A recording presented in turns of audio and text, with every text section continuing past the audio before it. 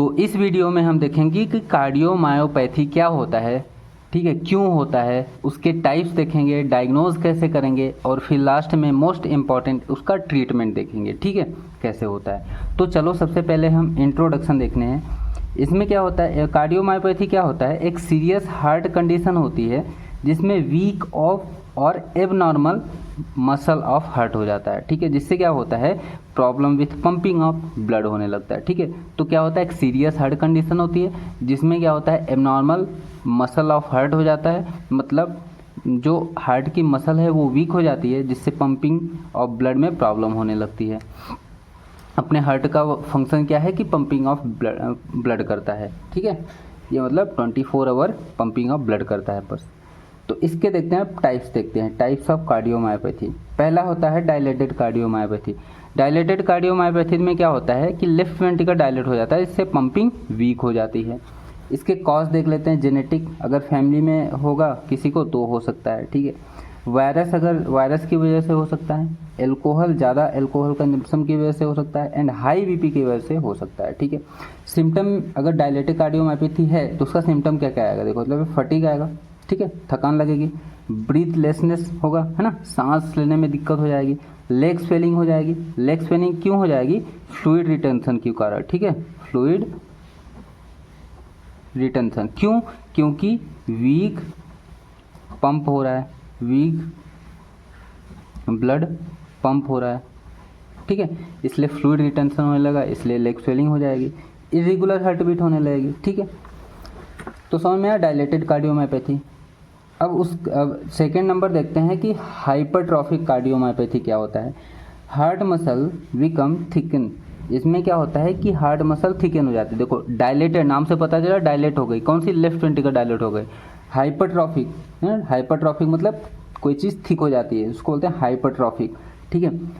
Genetic reason हो सकता है इसका, ठीक है। इसमें क्या होता है, जब हार्ट मसल थिक हो गई तो इम्पेयर्ड ब्लड फ्लो होने लगेगा, जिससे क्या होगा, चेस्ट पेन हो जाएगा, ठीक है। सिम्टम में देखो क्या क्या होगा, अगर आपको हाइपरट्रॉफिक कार्डियोमायोपैथी का पेशेंट आता है तो उसको सिम्टम में क्या क्या आएगा, डिजीनेस होगी, चेस्ट पेन क्यों होगा, क्योंकि उसका तो पहली बात तो इम्पेयर्ड ब्लड फ्लो हो रहा है, दूसरा रिड्यूस ब्लड सप्लाई हो रहा है क्योंकि अपना जो हार्ट है पंप नहीं कर पा रहा है effectively.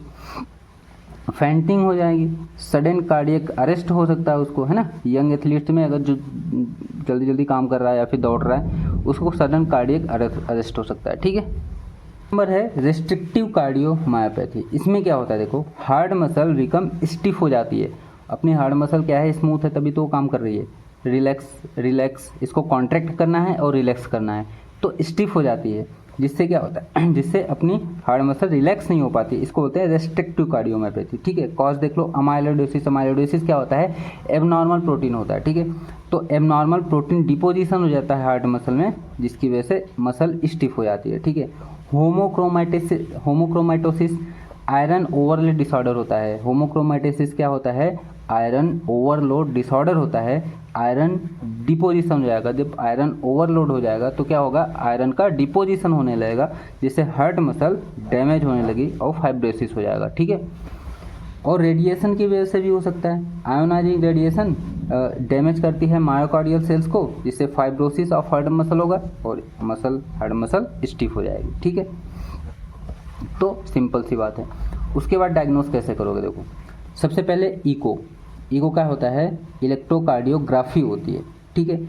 Check for heart structure and pumping, अपना हार्ट स्ट्रक्चर सही है कि नहीं ये चेक करने के लिए, एंड पंपिंग सही हो रही है कि नहीं ये चेक करने के लिए इको होता है, ठीक है।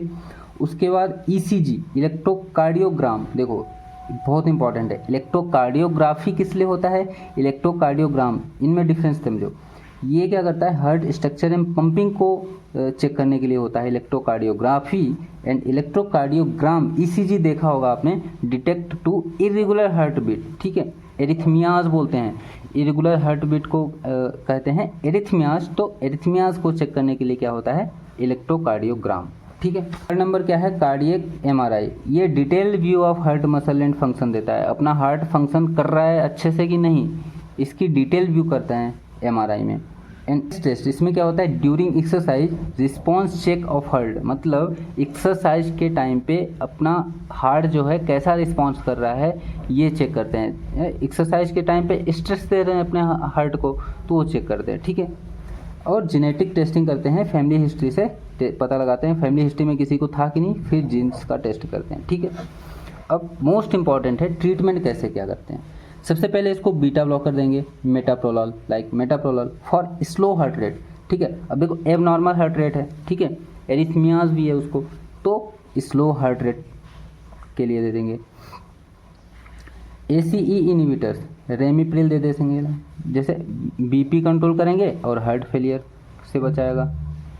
डायूरेटिक्स, फ्यूरोसेमाइड, ये क्या करेगा, स्वेलिंग एंड फ्लूइड रिटेंशन से बचाएगा, ठीक है, एक fluid for swelling and fluid retention के लिए। Anti arrhythmias for irregular heart beat, irregular heart beat भी होती है तो उसके लिए एंटी एरिथमियाज देंगे, ठीक है। लास्ट में सर्जरी ऑप्शन बचता है। सर्जरी में ICD, इम्प्लांटेबल कार्डियोवर्टर डिफाइब्रिलेटर, ये क्या होता है कि जिस पेशेंट को सडन कार्डियक अरेस्ट आने वाला है उसको अपन पहले तो इम्प्लांट करते हैं, ठीक है। ये पहली बात। दूसरी बात ये क्या है, पेसमेकर नहीं है। पेसमेकर क्या करता है, हार्ट रेट को बढ़ाता है, और ये क्या है, do not improve heart pumping, ये इम्प्रूव नहीं करता हार्ट पंपिंग को, only prevent sudden death, sudden death से बचाता है। करेक्ट एरिथमियाज, एरिथमियाज क्या होता है, एबनॉर्मल हार्ट बीट, उसको करेक्ट करता है बस, ये ब्रेडिकार्डिया को करेक्ट नहीं करता, ठीक है।